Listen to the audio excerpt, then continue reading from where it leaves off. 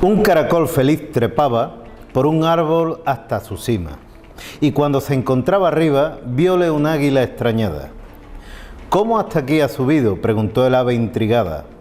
Arrastrándome, confesaba, mientras erguía presumido. Y es que si me pongo y busco, desde empresas y hasta bancos, vas encontrando moluscos. Hay tantos que se arrastran, tanto como en el mundo pedrusco, y no sabría decir cuánto. Buenas noches a todos y a todas. Es un placer compartir esta noche con todos ustedes y dejarles estos pensamientos a caballo entre la prosa y el verso. Tengo que reconocer que esto de las rimas no es lo mío, aunque he procurado mantener el tipo de la forma más digna posible. Sin nada más que decir, principiemos pues. Se mostrarán de acuerdo conmigo con que la vida del caracol no es fácil. Llevan más de 500 millones de años en este planeta y lo único que han tenido desde que vieron la luz han sido problemas. Y es que no se puede ser un blando. Vas de buena persona y te salen enemigos naturales a manta: tortugas, sapos, serpientes, erizos, gallinas, faisanes, gavilanes caracoleros, patos, zorzales, aves en general. Y por si fuera poco, llegan los 100 pies y escolopendras y se te comen los huevos, los del caracol. Qué pena de caracol, sin amigas ni vecinas, se esconden de las gallinas si quieren tomar el sol. Sí, la vida del caracol es un verdadero calvario. Fíjense hasta qué punto puede resultar complicada que el animalito es hermafrodita. Es decir, cada individuo dispone de órganos sexuales femeninos y masculinos. Si la convivencia entre los humanos de ambos sexos ha sido difícil desde que el mundo es mundo, imagínense el conflicto interior que lleva padeciendo nuestro sujeto desde durante algo más de 500 millones de años. Un auténtico infierno. Que no te puedo aguantar, que tienes mucho carácter, lo mismo que tienes tú y no me canso de mirarte. Sin embargo, para complicar más la cosa, el de la concha no suele autofecundarse. Necesita acoplarse con otros de su especie para poder poner hasta 100 huevos, al menos una vez al mes. O sea, coincidirán conmigo que en estos casos, tan caracol es el que da como el que recibe. ¿Qué me dice usted, compadre, que el niño ha salido a mí por gañán y mujeriego? Mejor aclaramos luego la cuestión del pedigrí. Un buen caracol come de todo, pero claro, cuando estás considerado el punto más bajo de la pirámide nutricional, ¿qué es lo que te han dejado para comer? Hierba. Bueno, y algunos hongos y frutos, pero solo cuando llega la temporada. Aunque siempre hay algún estirado y pedante que desarrolla gustos que se salen de lo normal. Y ahí tenemos al caracol degollador, rumina decollada, que se jala a otros caracoles. O el caso del caracol carnívoro de Nueva Zelanda, que es muy agresivo y se come a babosas y lombrices de tierra conforme las ve llegar. Llega a alcanzar el tamaño de un puño de un hombre. Y digo yo, que no tienen que estar animalos en salsa de cabrilla. ¿Qué ha pasado con las babosas que están todas asustadas? Nada, que ha llegado un gacho que viene de Nueva Zelanda con más hambre que talento y que sale con el cuento de meterlas en comanda, si puede ser al mediodía y con cervecita fría. A la cría del caracol común, cuyo nombre en latín es Helix aspersa, se le denomina helicicultura. Y me supongo que esto de guisarlo surge en un tiempo en el que había que echar mano de todo lo que se movía en el campo. Ahora, como todo viene de China, hasta los caracoles se están importando de allí. No sabemos qué comen o qué les dan de comer allí. Esto es un hecho. Sin embargo, y gracias al control de pesticidas que se realiza en nuestra vega, al igual que hemos recuperado fauna que se había perdido, nuestro caracol ha vuelto a ocupar su lugar en nuestros campos. Y siempre nos sabrá mejor que esos moluscos orientales y estresados que llegan alimentados con piensos extraños y a saber en qué condiciones. Déjate de cuentos chinos y que el caracol que guises que sea de pata negra.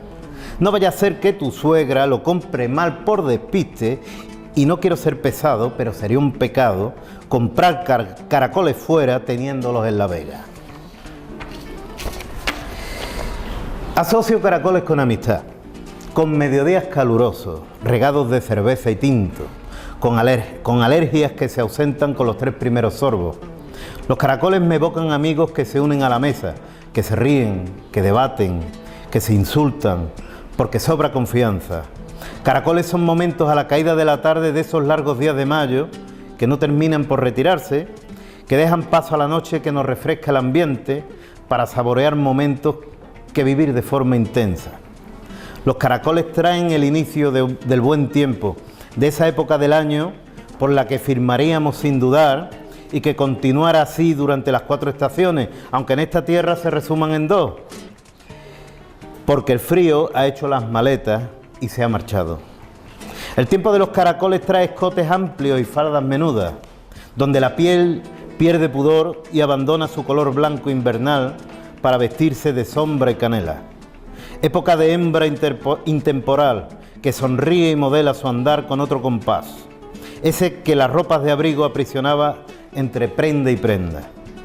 Los caracoles son el prolegómeno de feria, de planes y reuniones de caseta, momento de dejar de lado rutinas, permitiendo que nos abrace la ilusión, porque está cerca el instante en que la Alameda se iluminará para unir a loreños que se ven de tanto en cuanto. Caracoles son exámenes finales, previos a esa promesa de libertad que otorga el largo verano, que ya está aquí, que llega para quedarse. Caracoles son recuerdos en el patio de mi casa, tumbado en el suelo con los brazos bajo la barbilla, junto a mi hermano, cómplice, mirando con curiosidad al animalito que con viscosa elegancia y lenta cadencia despereza sus delicadas ondas para iniciar su andar de plata sobre el verde de la hoja de una maceta. El recuerdo más antiguo que guardo sobre caracoles lo sitúo en el bar de Julián Guijarro, con algo menos de 6 años. Ubicado donde hoy se encuentra la ferretería Morales, el bar olía a una mezcla de serrín y altramuce, y el enlosado de la barra estaba compuesto por losetas amarillas con trazos de marrón. Mi padre me sentaba en una de las mesas del fondo, a veces con mi hermano, otras veces se añadía mi primo Felipe, o alguien más, no lo recuerdo. Era una visita obligada al mediodía, de paso hasta nuestra casa del llano, y siempre me pedía un vasito de casera de naranja y el consecuente platillo de chochito que me encantaban y me siguen deleitando hoy por hoy. Cuando llegaba la temporada, el platillo blanco donde venían las leguminosas semillas era sustituido por la correspondiente tapa de caracoles, bien colmada. Esto es fácil, me decía mi padre. Solo tienes que darle un chupetón a lo de dentro y si no sale, te ayudas con el palillo. Y lo de fácil era relativo. Tuvieron que pasar muchas tapas y algunas temporadas para poder desarrollar ese raro y práctico arte al que yo llamo la teoría del chupetón. De hecho, al llegar a casa, mi madre siempre protestaba ante los eructos que el niño traía. Cada vez que volvía con su padre del bar, entre los gases de la gaseosa y el aire ingerido, chupetón tras chupetón, el chiquillo llegaba a la casa hinchado como una vaca aventada. El bar de Guijarro desapareció cuando la familia emigró a Hospitalet de Llobregat, en Barcelona. La vida, que es muy perra, y nos lleva a los lugares más insospechados y cuando menos lo deseamos. Después llegaron los caracoles del bar Sevilla, unos metros más allá, y con el tiempo y la adolescencia los del bar El Hormiguero en el barrio del Llano o los del bar Miguel en Los Pisos. Pero donde realmente el gusto por los caracoles se hizo costumbre y necesidad fue gracias al producto consumido en esa catedral de la tradición y el arte del taberneo que era el bar Avellana o bar Bellana, como decimos los locales en perfecto andaluz. Yo mantengo la firme teoría de que la receta de los caracoles que se consumen en este municipio es la que trajo en su día Rafael de la Arbellana, desde su Manzanilla natal. No tengo ni idea, ya que mi padre no vive para aclarármelo, y tampoco he tenido tiempo virtual para investigarlo desde que me anunciaron que esto del pregón me tocaba a mí. Pero me gustaría saber, y ahí arrojo al guante al que lo pueda recoger, si antes de Rafael lo que aquí se preparaban eran las típicas cabrillas. Y si el caracol pequeñito y blancuzco le llegó el protagonismo cuando aquel hombre le dio por traerse la fórmula para preparar moluscos terrestres al estilo de la localidad onubense que le vio nacer. No estaría de más que alguien se interesara por el tema. Mi padre decía que nuestro pueblo no tenía una gastronomía autóctona porque era una encrucijada de caminos, una tierra de pasos en la que habíamos desarrollado la rara habilidad de quedarnos con lo mejor de lo que llegaba. Culinariamente hablando, claro está, porque si nos paramos a pensar, no ha sido siempre y todo lo bueno de aquello con lo que finalmente nos hemos querido quedar. Lo cierto es que muchos de los recuerdos de mi adolescencia y juventud se encuentran atrapados en el reservadillo de la Arbellana, entre sevillanas con las que se arrancaba Rafael Molina Jr. y suponía un buen precalentamiento antes de marchar a paz y discoteca. Pero hay un recuerdo especial, quizás sea aquel uno de los que guardo con más cariño por lo absurdo de la situación. Y es que en un viernes al mediodía, recién salido del instituto, en el que nos juntamos en el reservado de tan emblemático recinto Antonio Hernández Jiménez, mi primo Felipe, mi hermano y yo, habríamos tomado ya algo más de un par de litros entre los cuatro, los consecuentes 3 platillos con el que acompañaban aquellas litronas que algunos llamábamos de la triple A: aceituna, altramuce y arbellana, en realidad cacahuete. Eran del todo insuficientes para mantener lúcidos aquellos estómagos vacíos tras una mañana de trabajo en la secundaria. Así que el entendimiento general comenzó a nublarse y antes de que aquello ocurriera irremediablemente, se pidió una ración de caracoles para echar algo, por muy ligero que fuese a tan castigados estómagos. Mientras aquello llegaba, los vapores etílicos seguían subiendo, porque la cerveza corría con más velocidad hacia nuestra mesa que los propios caracoles. Lógico. Entonces, a alguien se le ocurrió algo que no se debe hacer cuando uno comienza a sentirse ingrávido. Contó un chiste y malo. Esa fue nuestra perdición. Primero alguien empezó con una risilla floja, luego los otros se reían de la risa del que se reía y finalmente, cuando Luis Araujo, ese glorioso visco de la Arbellana, llegó con la ración de caracoles y los vasitos de caldo, nos encontró a los 4 que nos habíamos caído de la silla al suelo, emborrizados en el serrín que alfombraba la taberna entera y riendo a carcajadas. Todo el bar estaba pendiente nuestro, faltó muy poco para que nos echaran aquel mediodía.